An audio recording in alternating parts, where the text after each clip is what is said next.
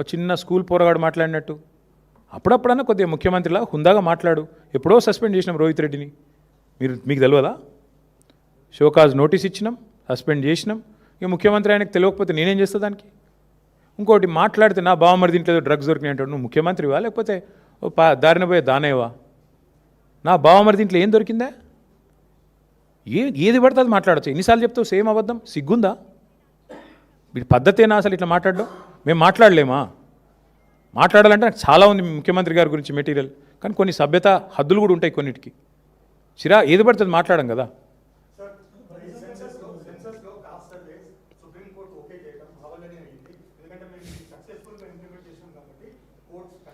ఒక్క సోదరుడు ఈ రాష్ట్రంలో కులగణన బాగా జరిగిందని ఏ ఒక్క మనిషినన్నా చెప్పమనండి బ్రదర్. ఆఖరికి సర్వే చేసిన వాళ్ళు ఎవరైతే సర్వే చేసిన పిల్లలు వాళ్ళనన్నా చెప్పమనండి. ఎందుకంటే రేర్ మోడల్ అని చెప్పుకున్నాడు, ఏదో రేర్ మోడల్ అని చెప్పిండ్రు. తర్వాత ఏమైంది? 160 కోట్లు ఖర్చు పెట్టిండ్రు. చివరికి ఏం జరిగింది? 51% ఉన్న బీసీలను 46% తగ్గించిండ్రు. ఇదే రేర్ మోడల్. బీసీల గొంతు కోసి లేనోళ్ళని ఉన్నట్టు చూపెట్టి ఉన్నోళ్ళని లేనట్టు. నేను అందుకే అంటున్నా, నీ మోడల్ అంత గొప్ప మోడల్ అయితే ఇవాళ ఎవడెందుకు ఆమోదిస్తలేడు రాష్ట్రంలో? నీ మోడల్ వల్లే కదా చివరికి నువ్వు చెప్పిన 42% రిజర్వేషన్ ఫెయిల్ అయింది, నువ్వు చెప్పిన సామాజిక న్యాయం విఫలమైంది. చివరికి పంచాయతీ ఎన్నికల్లో 24% ఉన్న రిజర్వేషన్ 17.5% తగ్గింది నీ మోడల్ వల్ల. కాబట్టి ఈ అటర్ ఫ్లాప్ మోడల్ కనుక దేశానికి ఆదర్శం అయితే ఇక మరి దేశాన్ని దేవుడే కాపాడాలి.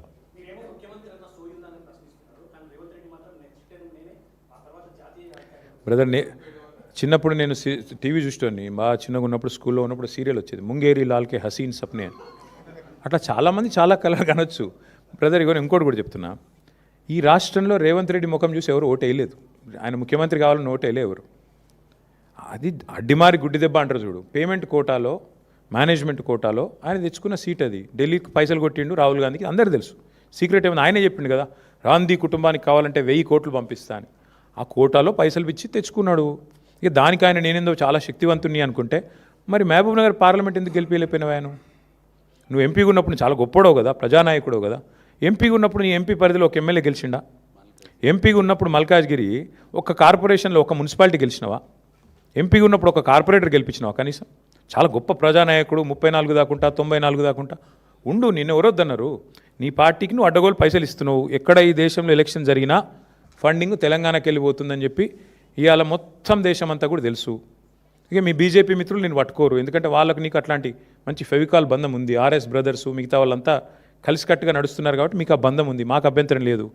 అల్టిమేట్గా రేవంత్ రెడ్డి గారైనా ఇంకోరైనా కళలు ఎన్నైనా కనొచ్చు. కలాం గారు చెప్పారు కదా, కళలు కనండి, కథలు చెప్పకండి. కళలు కనండి ముఖ్యమంత్రి గారు, కథలు చెప్పకండి. ఎందుకంటే అది మంచిది కాదు. ఇన్ని కథలు చెప్పి అధికారంలోకి వచ్చినావు. పిట్ట కథలు, లొట్ట కథలు, ఎన్ని కథలు చెప్పిండే ఆయన. పెట్రోల్ డీజిల్ మీద కేసీఆర్ గారు 32 రూపాయలు తీసుకుంటాను లీటర్ అని చెప్పిండు. మరి నీకేం రోగం పుట్టింది? తగ్గి. ఇప్పుడు వద్దన్నాను నేను, మేము వద్దంటున్నావా? తగ్గి. ఎన్ని కథలు చెప్పినావు ఇసంటి నువ్వు? పిట్ట కథలు, లొట్ట కథలు.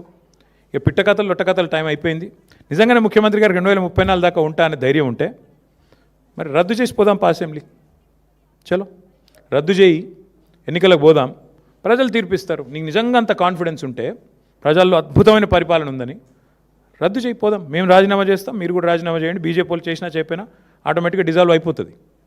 ఒకవేళ సీఎం గారు రెడీగా ఉంటే మేమందరం మా పార్టీ వల్ల 27 మంది రాజీనామా చేస్తాం. నువ్వు రెడీ అంటే నువ్వు రాజీనామా చెప్పి మీ వాళ్ళతోని, మా పార్టీలోకి వెళ్ళి తీసుకుపోయిన దొంగలను కూడా రాజీనామా చెప్పి, 9 మంది ఉన్నారు కానీ నీతోని చెప్పి లెట్ us గో, చూసుకుందాం. పోనీ అది కూడా అంత ధైర్యం ఎట్లాగో రేవంత్ రెడ్డికి లేదు నాకు తెలుసు. నేనేడన్నా అది తప్పించుకుంటాడు. పోనీ మా దాంట్లోకి వెళ్ళి తీసుకుపోయిన దొంగలన్నా రాజీనామా చెప్పి 9 మంది అదైనా చూద్దాంపా. ఇంత ప్రజానాయకుడివి కదా నువ్వు, చెయ్యి, వెల్కమ్. చెప్పేటోళ్ళు చెప్తారు, దానికి ఏముంది బ్రదర్. ఎవరో ఫ్యూచర్ లేని నాయకుడు ఆయన ఏదో మాట్లాడతాడు. రేవంత్ రెడ్డి లాంటి ఫ్యూచర్ లేని నాయకుడు. ఫ్యూచర్ సిటీ ఏం సిటీ అయినా అర్థం కాదు. ఫార్మా సిటీ అది. Land acquisition was conditional. Land acquisition యాక్ట్లోనే it was a conditional land acquisition. Clear కట్గా ఏం చెప్పాము, ఇది ఫార్మా సిటీ కోసం సేకరిస్తున్న భూమి అని సేకరించాము.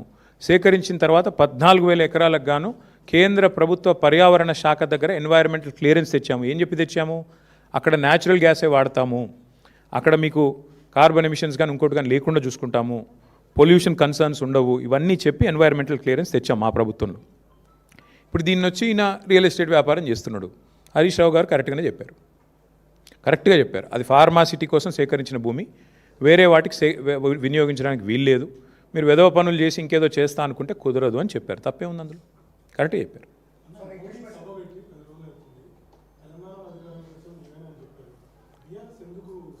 ఏం చెప్పారు ఆయన? ఏం చెప్పలేదు కదా పాపం. ఏం చెప్పారు ఆయన? బంగారం కొనొద్దు అన్నాడు. మేము బంగారం కొనే బ్యాచ్ కాదు, మాకు ఏం చెప్తాం ఆయనకు. సరే ఆయన ఏం చెప్పాడు? ఏదో పెట్రోల్ డీజిల్ తక్కువ వాడమన్నాడు.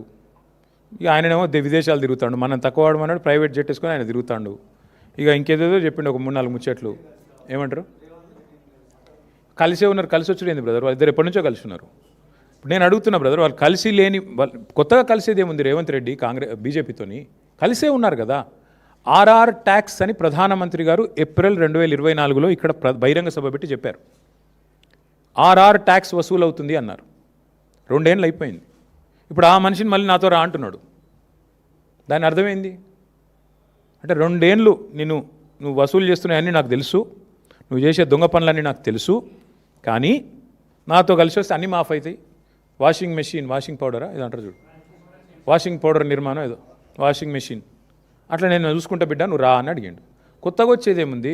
చూడరాదు, ఎన్ని ఎగ్జాంపుల్స్ ఉన్నాయి, 100 ఉన్నాయి. హైదరాబాద్ సెంట్రల్ యూనివర్సిటీలో 10,000 కోట్ల కుంభకోణం జరిగిందని నేను చెప్పడం కాదు, సుప్రీంకోర్టు అపాయింట్ చేసిన సెంట్రల్ ఎంపవర్డ్ కమిటీ చెప్పింది. ఎవరికి? నాకు చెప్పలా, కేంద్ర ప్రభుత్వానికి నివేదించింది. మీరు యాక్షన్ తీసుకోండి అని చెప్పింది. ఎందుకు తీసుకోవట్లేదు మోడీ గారు? ఎందుకు ఇంత దయ రేవంత్ రెడ్డి గారి మీద? కలిసి లేకపోతే ఇదంతా ఎందుకు జరుగుతుంది? పొంగులేటి శ్రీనివాసరెడ్డి గారి ఇంటి మీదే ఈడీ రైడ్ అవుతుంది. 2 మెషిన్లు పోతాయి, నోట్లు కౌంట్ చేసే మెషిన్లు 2 పోతాయి. ఇప్పుడు అయిపోయి కూడా 18 నెలలు అయిపోయింది రైడ్ అయ్యి. ఈడీ నోరు విప్పదు, మంత్రి గారు నోరు విప్పరు, పలుకే బంగారం అయింది. దీని అర్థమైంది, దీని భావం ఏంది? ఇద్దరు కలిసి లేకపోతే అమిత్ షా గారు వచ్చి తెలంగాణ ఏటీఎంగా మారిపోయింది ఏఐసీసీకి అంటాడు, కానీ ఏం యాక్షన్ ఉండదు. దొంగలు పట్టుకోవాల్సిన హోంమంత్రి అలాగే ఇక్కడ చూస్తున్నారు కదా మీరు. ముఖ్యమంత్రి గారి బావమరిదికేమో కేంద్ర ప్రభుత్వ స్కీమ్లో కాంట్రాక్టులు వస్తాయి, కేంద్రంలో ఉండే బీజేపీ ఎంపీలకు రాష్ట్రంలో కాంట్రాక్టులు వస్తాయి. ఇది ఎన్నడూ చూడలేదు తెలంగాణలో, ఫస్ట్ టైం చూస్తున్నాం. దీని అర్థమైంది, ఎంత సుదృఢమైన బంధం ఇద్దరిది. కొత్తగా కలిసేదేముంది? ఇద్దరు కలిసే ఉన్నారు, తోడు దొంగలు పక్కా, అందులో అనుమానం కూడా అక్కర్లేదు మీకు. ఇప్పుడు అంతెందుకండి, ఇప్పుడు బండి సంజయ్ గారి కొడుకు ఎపిసోడు, దీన్ని బట్టి ఏమర్థమైంది రాష్ట్ర ప్రజలకి? ఇద్దరు తోడు దొంగలు, 2 పార్టీలు కలిసికట్టుగానే నడుపుతున్నాయి, కలిసికట్టుగానే వ్యవస్థల్ని శాసిస్తున్నారు. ఇది వాస్తవం. అవతల వాడు గొంతు లేనివాడు వాళ్ళకి మేము అండగా నిలబడకపోతే ఇవాళ అమ్మాయికి అన్యాయమే జరిగేది. ఇది వాస్తవం. ఇటు మీడియా మాట్లాడదు, అటు కేంద్ర ప్రభుత్వం మాట్లాడదు, రాష్ట్ర ప్రభుత్వం మాట్లాడదు. నేరస్తులను షీల్డ్ చేశారు, 9 రోజులు దాచిపెట్టారు. నేను అది పొద్దున వచ్చినప్పుడు వీడియో చూసిన. ఆ 9 రోజులు ఆ పిల్లగాడు ఎక్కడ దాక్కున్నాడట అంటే ముఖ్యమంత్రి గారి బంధువులు ఎవరిదో హాస్పిటల్ ఉందట, మెడికవరో ఏదో, అలా దాచిపెట్టి 28 అంతస్తులు అని చెప్తున్నారు. ముఖ్యమంత్రి గారు సమీప బంధువులు, దగ్గర బంధువులు హాస్పిటల్లో దాచిపెట్టారంట. ఇది పరిస్థితి. నేను ఏదో వీడియో చూశాను, వాస్తవం ఏందో మీరు చెప్పాలి. మీడియా పరిశోధనాత్మక జర్నలిజం చేసేది మీరు కాబట్టి మీరు చెప్పాలి, మాకేం తెలుసు. భయ్యా మా మీద ఎన్ని కేసులు పెట్టారు ఇప్పటికీ? అన్నీ ఎదుర్కొంటాం, మాకేం భయం. నేను ఒకటి చెప్తా ఉన్నా బ్రదర్, నేను పారిపోయేటోని కాదు, తండ్రి పేరు దాచుకునేటోని కాదు, కొడుకు పేరు నాకు సంబంధం లేదని చెప్పుకునేటోని అంతకంటే కాదు. దయచేసి కొడుకు పేరు నా పేరు జత చేసి రాయకండి అని గ్యాగ్ ఆర్డర్లు తెచ్చుకునే బాపత కాదు. మా నాన్న పేరు కేసీఆర్, నా కొడుకు పేరు హిమాంశు, నా పేరు కేటీఆర్. నాకు ఆ ధైర్యం ఉంది. ఏ కేసు పెట్టు ఏమన్నా పెట్టుకుని ఎదుర్కొంటా.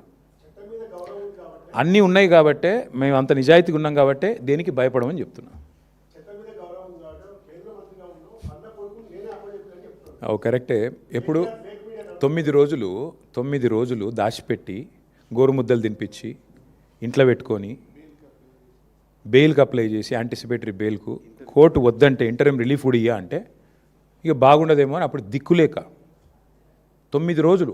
నేను స్ట్రైట్గా అడుగుతున్న రాములు గారు, ఈ రాష్ట్రంలో ఇంకొక సామాన్యుడు ఎవరికైనా వాళ్ళ కొడుకు ఈ పని చేసి ఉంటే రేవంత్ రెడ్డి గారి పోలీసులు వాళ్ళ తండ్రిని విడిచిపెడుదురా? 9 రోజులు దాచిపెడితే తీసుకుపోయి కోదండం ఎక్కిపోదురు?